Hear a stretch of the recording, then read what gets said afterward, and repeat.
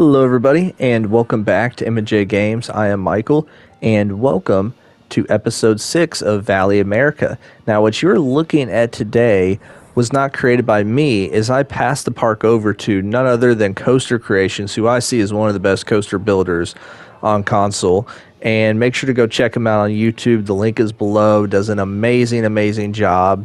And he built this dive coaster for me and this whole area. So I want to read a quick description that he wanted me to kind of explain about his thoughts and what went into this build. So he said he wanted to create a section where you could tell someone else made it, but also had a sense of cohesion with the rest of the park. He did this by using the same build material as seen in the main street, which was stucco. And he put his own twist on it, however, by implementing the brick as the yellow, white, and deep red worked as a color combination and allowed him to accent the area, as otherwise it would look very washed out and dull. He also used the same plants and planters as seen in other areas around the park, and he chose the dive coaster as he wanted to create a balance in the skyline, as having the two tallest rides on both sides look more appealing than one tall ride on one side. Many thanks, he said to me, for allowing him to build this park, and it was really fun. He can't wait to see how the park is finished. And he said, a side note, his that eating place, that restaurant, Easy Eats, is a brand originally created in his Oaken Thrills Park. So I'm really excited to take a look at this. Let's go ahead and hop into Plipcam mode and take a look around. So we are now in Plipcam mode to start the... Oh, I didn't realize that is floating off the ground. Well, I've got to fix some of that. But yeah, to start kind of looking at what Coaster Creations did, I wanted to be able to look in Plipcam mode first. So I wanted to be able to get a real good kind of guest point of view. And so I set the time to 9:30 in the morning, which is when you'd have this parade of cars into the park. So if we're coming from the southern portion from the city, I mean, right here as you're turning in, I mean, look at that view. This is amazing. You can even see the chairlift right there in the background. Oh my gosh, this is so good. Then let's look at it from the other point of view. And I haven't taken a complete dive into everything because I wanted to leave some stuff kind of authentic filming this video. But oh, he actually was, I know, sent me a picture from ahead and asked what I was going to do here, and so actually got that kind of service road worked out for me right here. So I might make a gate or something. But I mean, right here, if you're coming in from this way, obviously if you're driving, you're not really able to look and see anything until we get through the light. But this is essentially the view that you get, and that's awesome because it's not an overly tall coaster. As you'll see, or as you maybe saw from some of the cinematics while I was doing the intro, is it's like Oblivion where it goes under the ground, right? But the drop's only 118 feet, and that thing can't be more than 100 feet off the ground, if that. So that is a really cool view though right here as we are heading into the park. So this is just awesome. I mean, the view that guests get is just amazing. Let's actually turn to a normal time. So we're probably somewhere around 12 o'clock now. Let's actually, I don't want to accidentally get on top of any building or anything. So if you're walking in from where normal people would probably park, somewhere in this rough vicinity. So if you're walking into the front of the park, I mean, that's what you see. That's amazing. And it looks like there's a custom spine there as well as like an extra support. So we'll have to take a look at that and see. But that is just amazing. Absolutely amazing. So we're coming through the entryway. We're going to kind of skip through some of this because we've seen this a lot already. And then as you enter the park, if you look to the left, I mean, wherever you look, you're seeing great views of that first drop. And we got to get a view right here of the wing coaster coming by. I don't think I've ever seen it from this vantage point right here. Oh, didn't quite turn the camera quick enough. But that's really great. Wow, the views here are just spectacular. And I appreciate how Coaster Creations said when he took over this park, he was trying to have it be different, but yet still tie into what I'd built already. So I thought that was a cool thing. And so right away, I'm still going to build up this area more, but I wanted to make sure with this episode was all about what Coaster Creations made. So I didn't want it to necessarily like blend together yet. And then I love that little claw thing. It's kind of like a miniature version of the Frisbee in a way. It doesn't actually spin at all. I've never actually fully watched the cycle of this ride. I didn't realize, it does spin now. There you go. That makes more sense. Is this one where I think it goes all the way over the top too, or you hang there or something and the chairs flip, something crazy.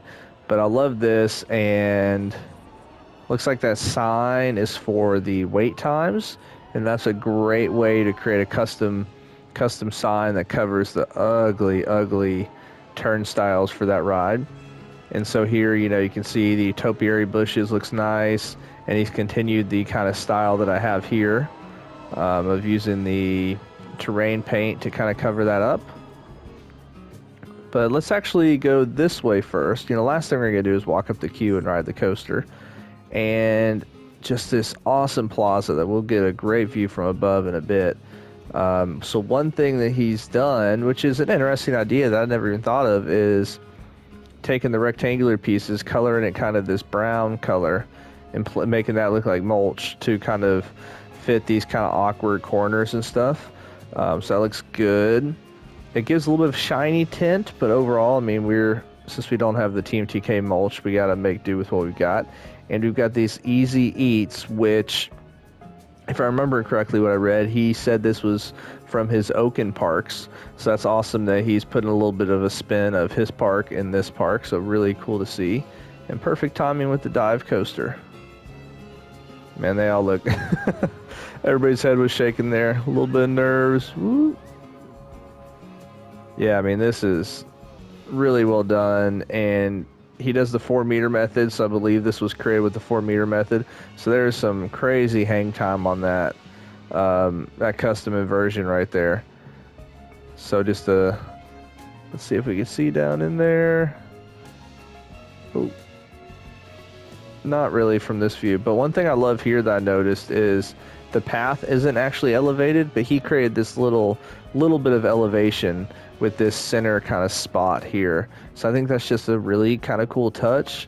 And this part on the end, I think, was put there to kind of hide where those pieces met at. But that is a really cool kind of touch. Then we have restrooms here. And these are made out to be kind of like the open walkways that you would see into the restroom. So we got the custom water fountains and, using the same stucco, but also just kind of changing it up a bit. So I think that's a really, really well done. And I love this right here. Because I know we were talking about when he had this idea, I sent some pictures of stuff that I noticed from going to, sorry, just hit the mic by accident, from going to Cedar Point, and how they just kind of push stuff off the path, especially that area where Valraven is and Raptor. It's beautiful and it is awesome. So I love this kind of style here, and definitely gonna continue with this probably in that space. But that's what episode 7 will be. We'll be fully completing this area and probably working on some little updates here and there around the park. But I love this, just really well done. And those little lights, like, it's one thing you don't really notice during the day, which I love, but it lights it up perfectly at night. Oh, and we got a little concession spot here. Really, really good. Because I haven't put any of those in the park yet. Oh, we got a little outlet, 3-pronged outlet. So then if we head this way, this will take us to the exit of the coaster. And we've got a little ride photo booth. And then you got access to the back of the building and stuff for employees and so forth. And you got a little light back there. And one thing that I just absolutely love how he incorporated here is this extra foliage and stuff, or the extra terrain there. Just place some trees, but didn't overdo it with trees, because I know I sometimes can tend to overdo it. Look on the edges of the park. But I think since we're looking into the park here, it's done in such a good way. You know, did the terrain paint underneath the trees for leaves a little bit. So it's kind of like you can see through it a little bit, and then varying up the flowers and so forth as well. You got the benches here, looks great. Love it, love it, love it. Looks really, really good. So now let's actually head this way. Yeah, so you can see this custom spine that was put in. That's just extra added support, since because of how this path is, you couldn't have any supports on the side that come out diagonally. I guess you could have some supports that go into and share that same support right there. If you know, if you wanted to, you could possibly do that. But I do like having this extra spine. I think that's really, really cool. And let's see, here we go. We're going to try to follow this coaster the best we can. So they're all, oh, that person's excited.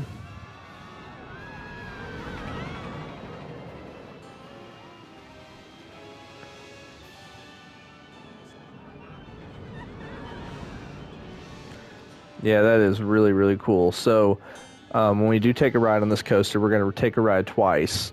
We're going to ride once in the front, like front bumper view, which obviously is always the best view. And then we're going to ride once in seat view, so we can kind of get a feel for it. But now we're actually going to hop out of Plipcam, because I hate going through queues in Plipcam, because you're just bouncing over guests. So as we hop out of Plipcam, as we take a look at the overview now, and I want to point out, as I forgot to mention this in the last episode, this planter right here, I got off the workshop, and it was created by the one and only Rob, and so it looks like I might need to place some, what do you call those things? The barriers there, so they don't walk through it. But this is just really a really cool planter, and I just took out the trees that the one and only Rob had. I love the custom music that's been hidden around this area. I started to put a couple near the entrance, but I definitely need to go through this park. I can place some in here, I can place some back here, so definitely can hide the speakers. So that's one thing I've noticed too going to theme parks this summer, is there's a lot of music going on, and most of the speakers are really well hidden. I guess at least at the theme parks I went to. So once again, we take an overview of this spot here. It looks really, really good. You know, I love that little fencing, little rope right there. I might add a little barrier, you know, just to kind of separate where that ceiling piece is touching the grass a little bit. But we'll see. But this is, once again, like I said, this is really good. And I love these little custom planters here. And so you can see, because their feet are actually cut off, that this actually is elevated. But I think it creates a cool kind of look and tone to it. This is something you don't see every day. And then another thing I didn't point out here is we have a little elevated area to get into this restaurant here, and then right here. So that is really, really well done. Definitely a cool thing. I wonder if it was, just spitballing real quick, is I wonder if we could push this back a tad bit. And the only reason I say that is so that they're not waiting. Oh, you know what? There's a reason why he did that. I think it's because with the height of this, if we push this back at all, it's going to show through the ceiling. So that's why they just kind of wait there at the door. But this is a really, really cool touch. And I like how you place those benches there. You've got seating benches here. And I think there's another spot with a couple. Yeah, over this way. So absolutely love this. Now let's go ahead and look up here at the queue in the station. And, you know, once again, really good job with the fencing, because you took this idea that I had done in a previous area of the park. Actually, you know what? Did I not add I wonder if I added, let me see. Those. You know what? He made it even better than I had it, because I had this, or maybe you just used a wall piece. because I don't have those the course decorative course on it. Yeah, I used the actual wall piece, which was probably actually better, because then you've got the decorative course on the top there. Same thing here, wall piece with the decorative course, and then you've got your pillar right there. But this looks really good. Got the music still going, and I like the trees because it covers the view to the transfer track area. And I mean, love what you do with transfer tracks. Really good job. I think those are probably supposed to represent words, like there'd be wording on there, since obviously we don't have a ton of stuff that you can hang for signs.